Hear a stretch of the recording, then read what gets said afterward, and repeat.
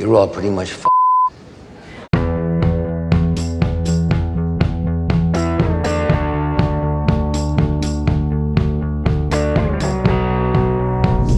Michael Douglas est un célèbre acteur, producteur et représentant de la célèbre dynastie des acteurs. Il a réussi une carrière semblable à celle de son père, Kirk Douglas, et est devenu une véritable légende hollywoodienne. Dans cette vidéo, nous vous raconterons son parcours jusqu'au sommet. Mix Show présente. Comment vit Michael Douglas et combien il gagne? Michael Kirk Douglas est né le 25 septembre 1944 dans la jeune famille d'acteurs de Kirk Douglas et Diana Deal. Le garçon naît à New Brunswick, dans le New Jersey, mais la famille déménage bientôt à New York. 2 ans et demi plus tard, Michael a un jeune frère, Joel. La famille vivait dans un appartement d'une pièce dans le quartier de Greenwich Village. Aujourd'hui, notre héros est considéré comme l'héritier de la dynastie royale du show business. Mais à l'époque, ses parents commençaient à peine leur carrière. Kirk passait le plus de son temps en Californie à filmer sous contrat avec un studio. Et son mariage avec Diana n'a pas résisté. Les parents de Michael ont divorcé quand il avait 6 ans et il est resté avec maman. 7 ans plus tard, elle se remarie. Le beau-père est devenu le premier adulte à qui Michael pouvait parler de tout, et grâce à lui, le jeune homme s'est senti en confiance pour la première fois. Mais à l'époque, aucun des professeurs n'a pu réfréner son tempérament violent. Même si Michael étudiait bien, il séchait les cours et répondait aux professeurs. Pendant quelque temps, le jeune homme a travaillé dans une station-service mobile. Certains jours, il était l'employé du mois et d'autres jours, il traquait les voitures et volait les pièces détachées avec ses amis. Outre son beau-père, l'autorité de Douglas Jr. est son père, qui a réussi à devenir une icône du cinéma pour toute l'Amérique. Michael est tellement impressionné par les films de Kirk et le temps passé avec lui sur les plateaux de tournage pendant les vacances d'été qu'il veut lui aussi devenir acteur. Il demandait souvent à son père à quelle porte frapper pour percer à Hollywood. Mais celui-ci s'opposait catégoriquement au choix de son fils.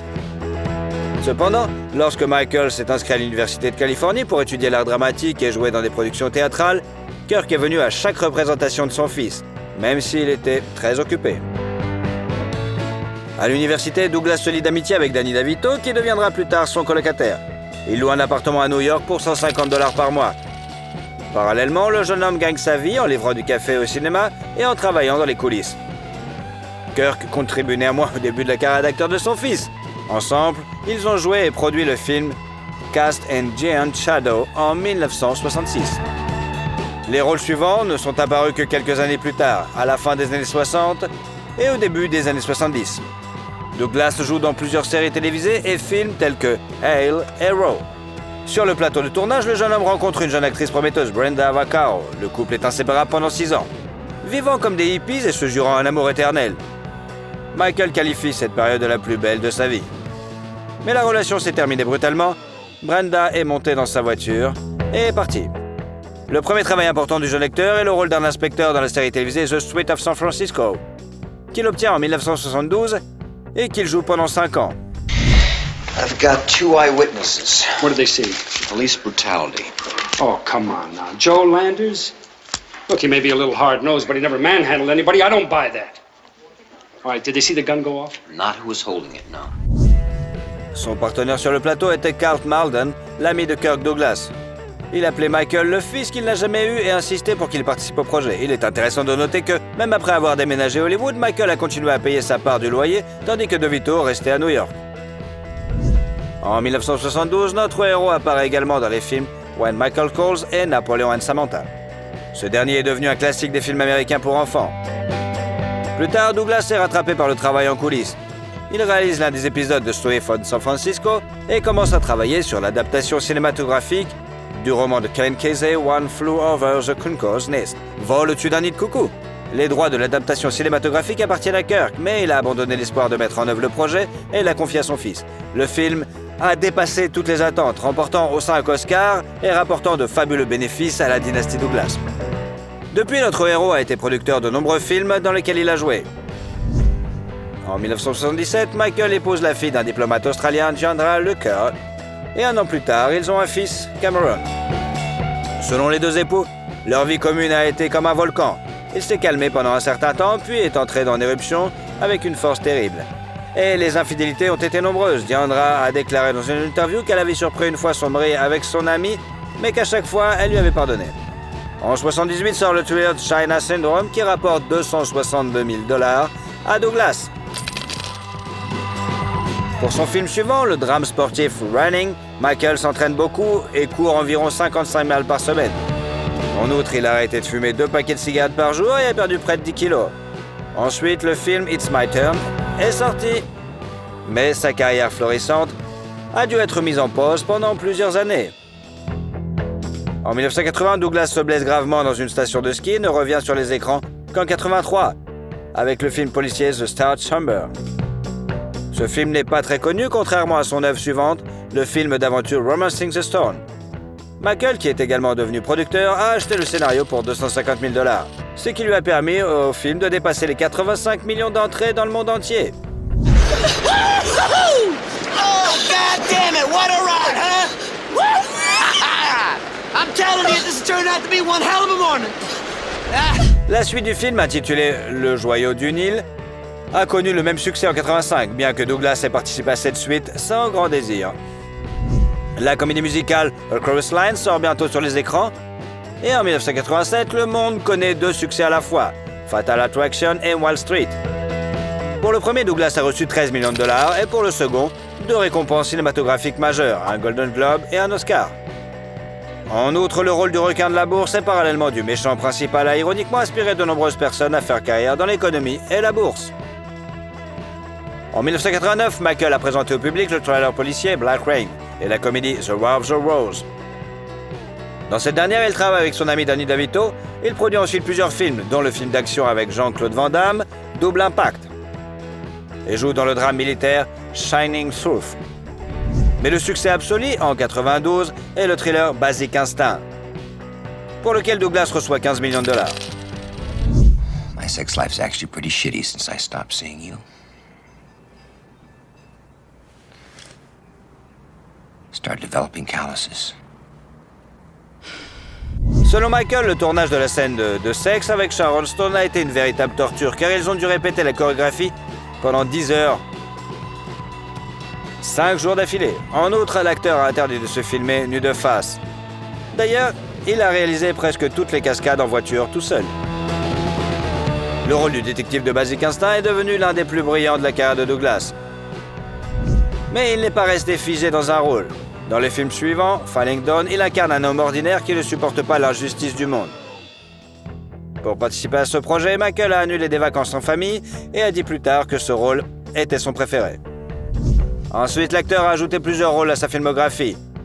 Dans les films Disclosure, avec un paiement de $12 millions, et American President. En travaillant sur ce dernier, Douglas a découvert un parent éloigné des présidents américains Richard Nixon et Bush. Et le gain s'est élevé à $15 millions.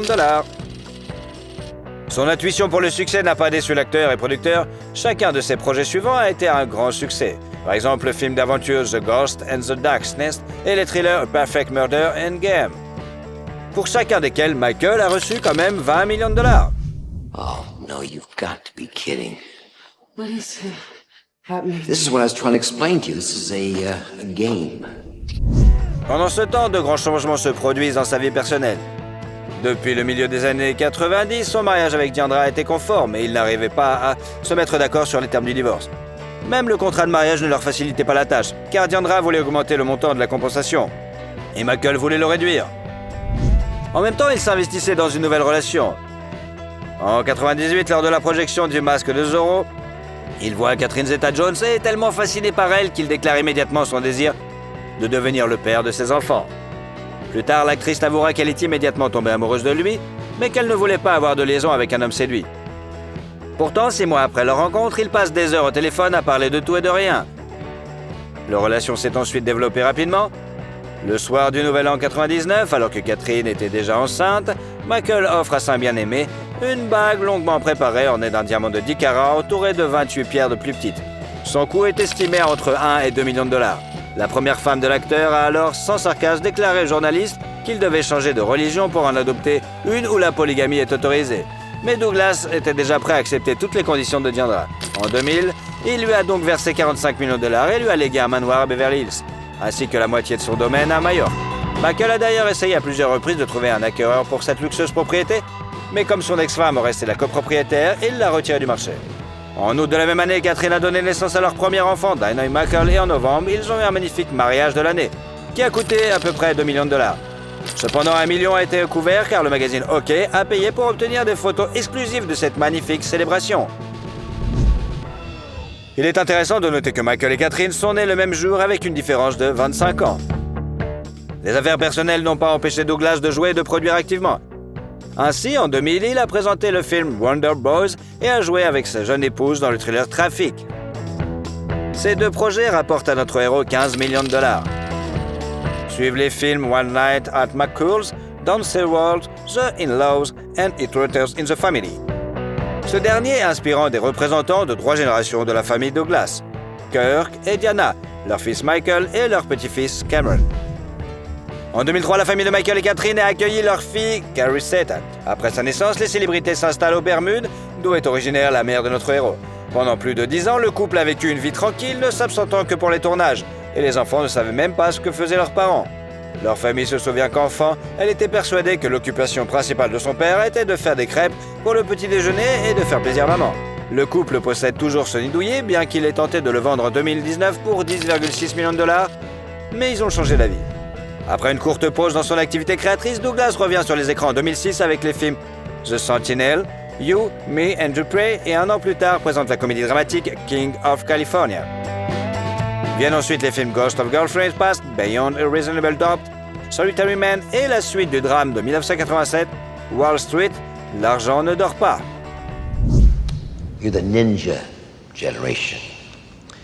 No income, no job, no assets. You got a lot to look forward to.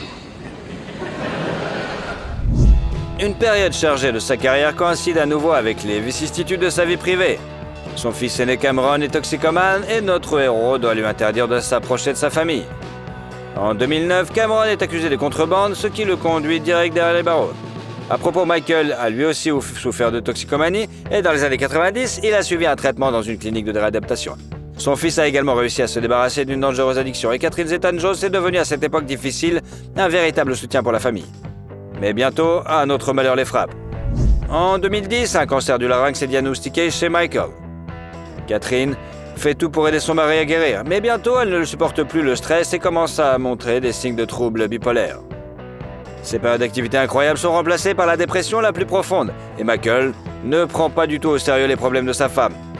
Ces événements ont failli mettre fin à leur union, et ils ont sérieusement envisagé de divorcer, mais ils ont tout de même réussi à se réconcilier. En 2012-2014, des films tels que A Wire and So It Goes, Beyond the Reach et le drame biographique Behind the Cambellara sont sortis sur les écrans. Dans ce dernier, l'acteur incarne la légende du show business américain, le pianiste et animateur Liberace. Et ce rôle est devenu un véritable cadeau pour lui après sa maladie. Il s'entraîne longuement, recréant la voix de son personnage et étudie sa technique de jeu au piano. C'est également à cette époque que l'acteur joue dans la comédie dramatique Las Vegas aux côtés de Robert De Niro et Morgan Freeman. It's just winding up a little too fast. And I'm feeling old and alone. En 2015, Michael a rejoint l'univers cinématographique Marvel en jouant le rôle de Hank Pym dans le film Ant-Man. Il est apparu sous la même image dans d'autres projets, Ant-Man et la Guêpe, Avengers Endgame et la série animée What If. En outre, durant cette période, l'acteur a joué dans le film d'action Unlocked, le thriller Animal World, a participé au doublage de la série pour enfants Green Eggs and Ham et a présenté la série The Gominsky Method. Pour ce rôle comique rare chez lui, Douglas a reçu un autre Golden Globe. Fine. It is fine. Which is what I said. No, you said it with an attitude. You said fine. Forgive me. Fine. Jesus, let's just order. Fine. En outre, notre héros a travaillé en tant que producteur sur le préquel de Vol au-dessus d'un nid de coucou, la série Ratchet sur une infirmière d'hôpital psychiatrique. Fin 2018, l'étoile de Michael Douglas a été dévoilée sur le Hollywood Walk, dédié au 50e anniversaire de sa carrière. L'acteur avoue que seul le travail lui permet de garder la forme et d'être en forme. Il a donc beaucoup de projets. En février 2023, le premier du film d'action fantastique Ant-Man et la Guêpe, Quantumania, dans lequel Douglas incarne à nouveau Hank Pym. Le tournage de la série Franklin sur le président américain Benjamin Franklin a déjà commencé et une série historique sur les relations entre deux autres présidents, Reagan et Gorbatchev, est en cours. Ni l'âge ni la maladie n'ont affecté l'intelligence de Douglas, qui surprend encore par sa capacité à se souvenir instantanément du nom des personnages qu'il voit pour la première fois et à remarquer les moindres nuances qui distinguent le comportement de son interlocuteur. Il aime le golf et la Formule 1 et fait également beaucoup d'actions caritatives. En tant qu'envoyé des Nations Unies pour la paix, il a pour mission d'attirer l'attention du monde sur le désarmement nucléaire et la protection des droits de l'homme. La philanthropie est une affaire de famille au Douglas. Par l'intermédiaire du fonds enregistré, il envoie de l'argent à diverses organisations. La totalité de l'héritage de Kirk Douglas, soit 61 millions de dollars, a également été envoyée à une association caritative, d'autant plus que la fortune de Michael dépasse largement le capital de son papa. Il est estimé à 350 millions de dollars gagnés en tant qu'acteur et producteur. Par ailleurs, Douglas investit, cependant après la crise de 2008, où il a perdu 35 à 40% de sa fortune, Michael est devenu plus conservateur en matière d'investissement. Michael Douglas possède un portefeuille immobilier de grande valeur avec des actifs dans le monde entier, qu'il vend progressivement pour son propre compte. Il possède un terrain d'une superficie de plus de 12 hectares dans le comté de Westchester, à New York, qu'il avait acheté en 2015 pour 11,3 millions de dollars et vendu en 2019 pour 20,5 millions de dollars. À peu près à la même époque, Catherine et lui ont payé seulement 4,5 millions pour une maison dans la riche banlieue d'Irvington, dans l'État de New York. Le manoir géorgien de 3 étages compte 8 chambres, 12 salles de bain, plusieurs salons et salle à manger, une piscine intérieure bien sûr et une vue pittoresque sur la rivière Hudson. Douglas et sa femme sont également propriétaires d'un grand appartement à New York avec vue sur Central Park. Le penthouse de 15 pièces comprend une chambre principale et une bibliothèque confortable. En 2021, la propriété a été mise en vente mais n'a apparemment pas encore trouvé preneur. L'acteur apparaît rarement dans des publicités commerciales. L'exception est la société allemande de commerce électronique d'action Comdirect. Mais la vidéo la plus intéressante est celle de 60 secondes pour l'FBI dans laquelle Michael apparaît sous les traits de son personnage de Wall Street. On sait que Douglas possède des voitures de marque et d'époques différentes. Des plus anciennes aux plus modernes, en particulier la Mercedes-Benz de type militaire et la Toyota Prius.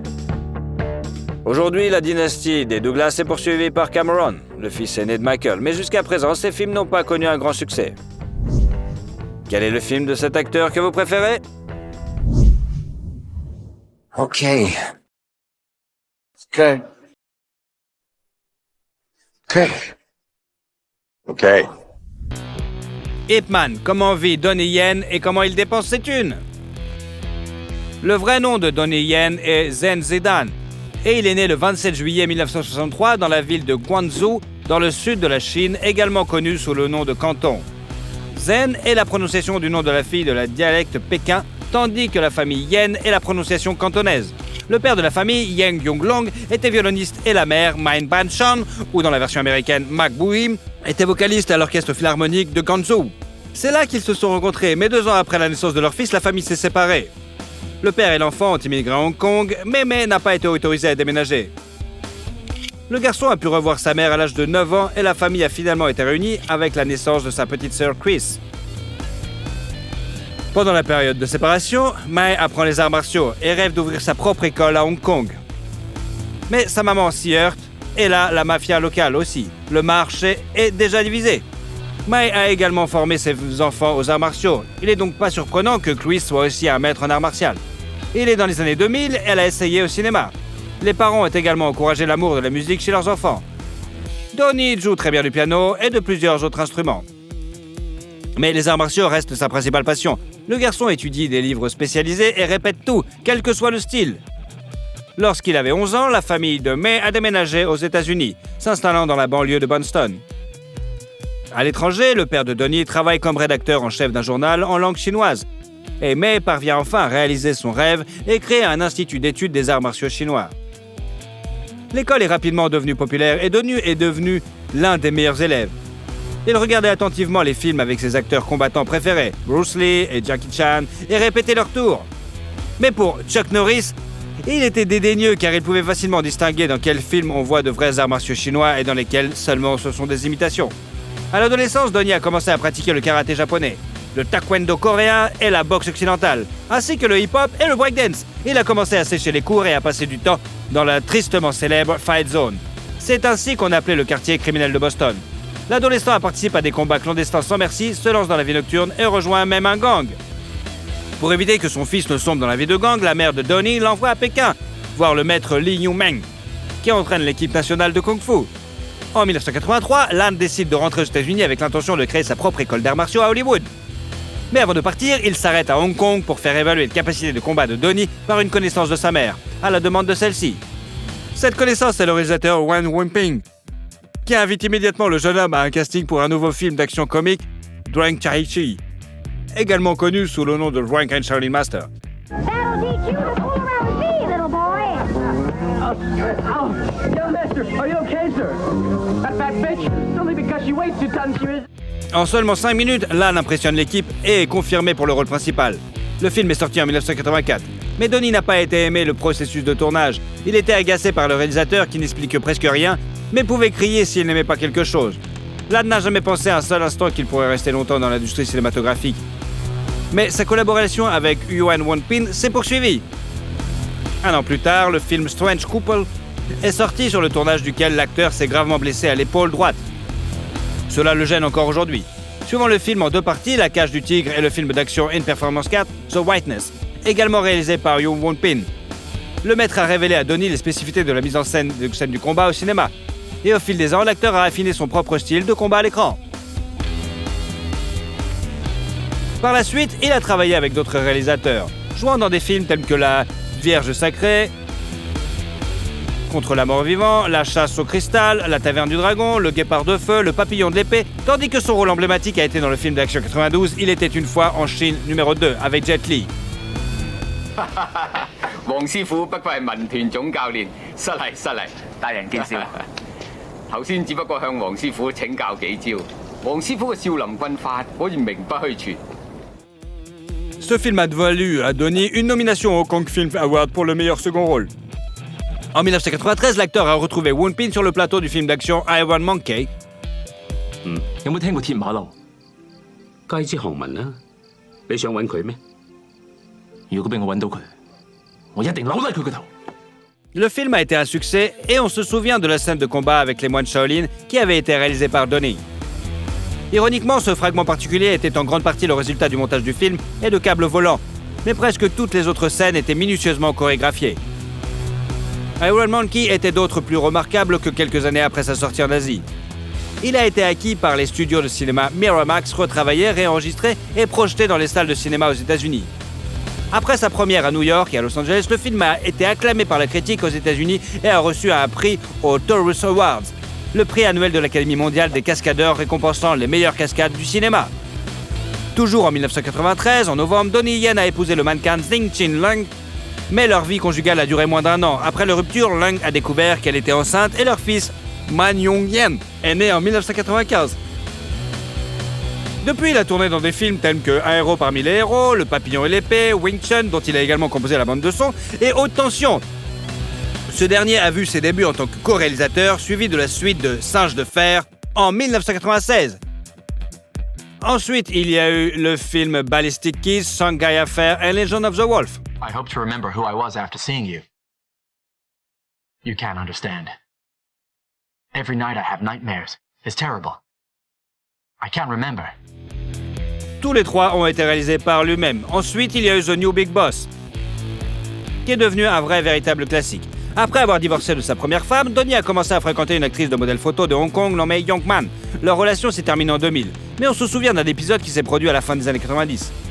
Les jeunes gens étaient allés dans une boîte de nuit à Hong Kong et lorsque Donnie s'est écarté pour commander, 8 hommes fortement alcoolisés ont montré un intérêt malsain pour Joey. Et ils n'ont pas été arrêtés par la présence du jeune homme et de la jeune fille, ni par son avertissement de reculer.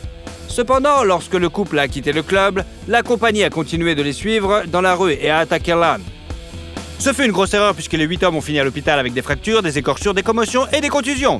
Donnie lui-même n'a souffert que d'une contusion mineure et a été arrêté le lendemain, mais a été relâché presque immédiatement lorsque la police a découvert qu'il s'agissait de légitime défense. En 2000 a vu la sortie du film d'action de science-fiction Highlander 4, The Endgame, avec Adrian Paul et Christopher Lambert, est sorti en 2000. One day soon, we will all serve very little purpose to kill except dead. C'est le premier film américain dans lequel Donnie Yen a été invité. Il a joué le rôle de l'immortel Gene Kay et a chorégraphié les combats du film. Le film suivant est Blade 2, également une production américaine, avant que Donnie ne retourne dans son pays natal et ne joue avec Jet Li dans le film d'action Fantastic Hero. Ce film a rendu l'âne populaire auprès du public de la Chine continentale, et lorsqu'il est sorti en version large dans les cinémas américains, il est devenu l'un des films en langue étrangère les plus populaires jamais distribués sur le marché américain. Le film suivant de l'âne a été le film d'action comique américano-hongkongais de 2003, Les Chevaliers de Shanghai, avec son acteur préféré, Jackie Chan. I hope there will be more trust between us when I'm emperor and you are the new king. Au même moment, notre héros se marie pour la deuxième fois. Cecilia Wang est sa promise. Auparavant, l'été mannequin a remporté le concours de beauté Miss Chine à Toronto en 2000. Ils se sont rencontrés par des amis communs lors d'une fête. Leurs copains ont trouvé amusant que le magazine People ait nommé l'âne le diamant des films d'action, alors que les parents de Cecilia étaient dans la joaillerie. Il s'est avéré qu'ils avaient beaucoup de choses en commun. Ils ont tous les deux grandi à l'ouest et à l'est, dans des familles de musiciens et ont le même goût et la même vision de la vie. Cecilia n'avait pas vu de film avec l'âne, mais elle a été impressionnée par son sens de l'humour et ses bonnes manières. Quelques mois plus tard, le couple s'est fiancé. Donnie appréhendait beaucoup de rencontrer le père de la mariée car c'est un homme aux règles plutôt strictes. Et la différence d'âge entre la mariée et la mariée est de presque 20 ans quand même. Mais après avoir discuté en privé pendant un moment, Van Senior a calmement demandé quelle était la date du mariage. L'âne dit qu'il était prêt à fondre en larmes de bonheur en entendant cela. Le mariage a eu lieu le 30 août 2003, on s'en fout, au Canada, sur les rives du lac Ontario à Toronto. Un an plus tard, ils ont eu une jeune fille, Jasmine, puis un fils, James. Donnie réserve souvent à sa femme des surprises romantiques et chaque fête, il lui offre des fleurs. Au premier anniversaire de sa bien-aimée, une sérénade chantée de sa propre composition et au 10e anniversaire, un tatouage à la taille avec l'un des caractères de son nom qui signifie « poésie ». L'acteur admet que son épouse n'est pas seulement la femme qu'il aime, mais aussi une amie, une assistante et une partenaire commerciale, la femme idéale quoi. Romantique dans la vie, l'âne a ensuite joué dans des films d'action, Wandu Chronic, Blade of the Rose, Seven Worlds, SPL, Star of Destiny et Dragon and Tigre. Il a toutefois connu un mélodrame, une comédie romantique en 2004 intitulée Love is Broke. En 2007, Donnie a joué un rôle majeur dans le film Hot Spot et pour sa performance de chorégraphe a remporté le prix des Hong Kong Film Awards. L'acteur était tellement épuisé sur le plateau qu'il devait aller chercher le médecin tous les 2 jours pour récupérer physiquement. Un an plus tard sont sortis La peau peinte, L'Impératrice et Les Guerriers. Mais un an plus tard, le succès a été Yip Man sur un maître d'arts martiaux invincible. Wing Chun, qui a créé sa propre école d'arts martiaux et s'est fait connaître comme le professeur de Bruce Lee. You know, Captain Lee, we martial artists have a lot of energy. Sometimes we might be a bit loud, but that doesn't mean we're not civilized. L'intrigue du film s'est rapprochée de la biographie originale d'Ip Man, avec l'ajout de la fiction. Et pour ce qui est des chorégraphies de combat et des données biographiques, le fils du maître de Ip Chun a conseillé l'équipe du film. Donnie Yen s'est lui-même rendu à Foshan, où il vivait le maître, et a passé beaucoup de temps avec ses fils, écoutant les histoires de leur père, le mode de vie familial et les arts martiaux. Avant la première d'Ip Man, les royalties de Donnie se tournaient autour d'$1 million par film, mais depuis, ce chiffre a été multiplié par 3,5.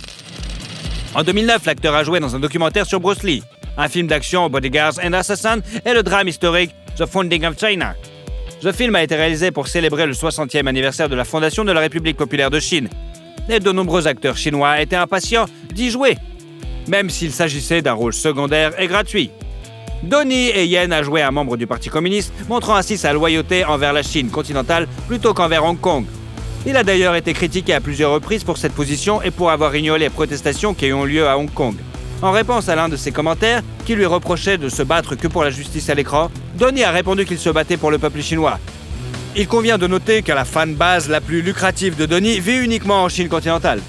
Après le succès du premier volet de Ip Man, le tournage de la suite a commencé presque immédiatement, qui est sorti en 2010.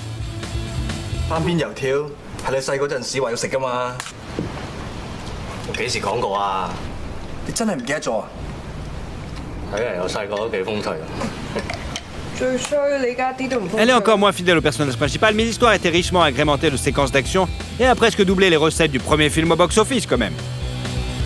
Le tournage a été difficile pour Donnie, il s'est évanoui 2 fois d'épuisement.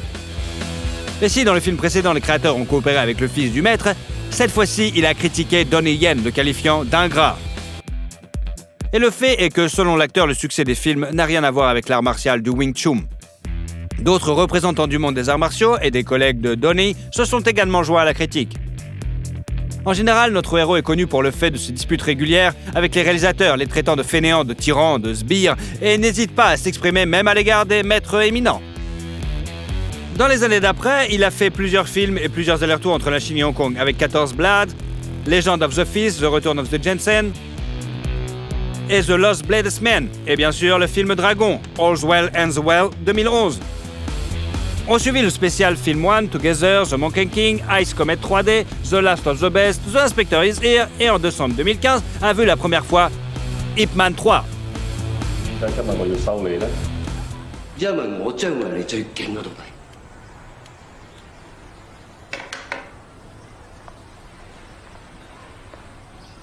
你憑咩咁諗啊？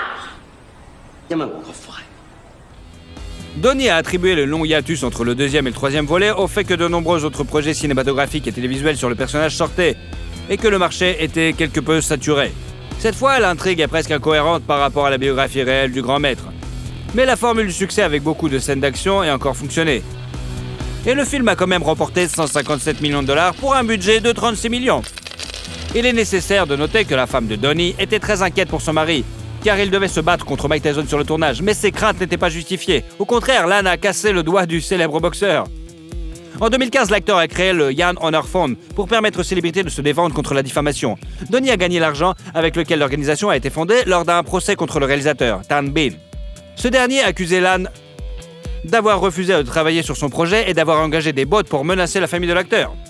En 2016, notre héros a joué dans le film d'action-aventure Crouching Tiger, Hidden Dragon, Sword of Dynasty de Netflix et dans le space opéra épique américain Outcast One, Star Wars.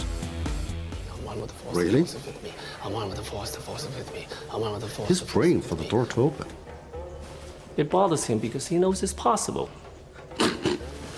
Donnie hésitait à accepter l'invitation à jouer dans ce film, car il devait s'éloigner de sa famille pendant une longue période.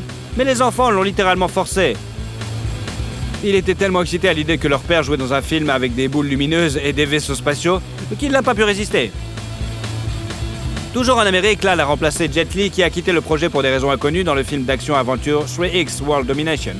La première a eu lieu début 2017 et l'acteur est rapidement retourné dans son pays natal pour jouer dans le drame policier Chasing Dragon et la comédie d'action Big Brother. La première du film Ip Man 4 a eu lieu vers la fin des années 2019. Mais malgré les affirmations de Donnie Yen selon lesquelles il ne souhaitait pas réviser la série, le cachet s'élevait quand même à 12,8 millions de dollars. En janvier 2020, l'acteur s'est essayé à l'image d'un policier se mettant constamment dans des situations ridicules dans le projet de comédie Exit Fat Dragon. Et en mars, le monde l'a vu dans le film Disney Mulan. L'acteur a obtenu le rôle commandant Tung, le mentor du protagonisme.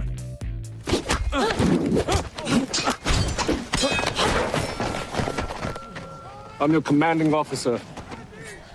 Fighting will not be tolerated, am I clear? Yes, Commander. En 2021, Donnie Yen apparaît dans le film Crossfire, New Kung Fu Cult Master 1 et bien sûr le film d'aventure Come Back Home. Un film d'action phaser et une adaptation cinématographique du célèbre jeu vidéo Sleeping Dogs sont également attendus, mais les fans attendent surtout le 4e volet de l'histoire de John Wick avec Keanu Reeves. Le projet est en post-production. C'est-à-dire que le tournage est déjà terminé et le réalisateur principal des scènes d'action de ce film ne cache pas qu'il a gloussé comme un gamin en travaillant avec son idole d'enfance. Jet Li, Jackie Chan et Michelle Yeoh considèrent Donnie Yen comme le meilleur combattant du cinéma asiatique moderne.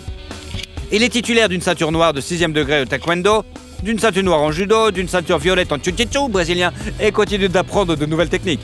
Par exemple, il introduit les arts martiaux mixtes dans le cinéma asiatique. Il a montré une excellente forme physique sur ses plateformes de médias sociaux, mais il est conscient que ses options sont devenues plus limitées avec l'âge. Il n'a pas peur qu'un jour il ne puisse plus faire ce qu'il est capable de faire maintenant. Il se tourne progressivement vers la réalisation, la production et d'autres travaux de l'autre côté de la caméra. Donnie Yen a également la connaissance de plusieurs langues dans son arsenal. Il parle couramment le cantonais, le chinois et l'anglais.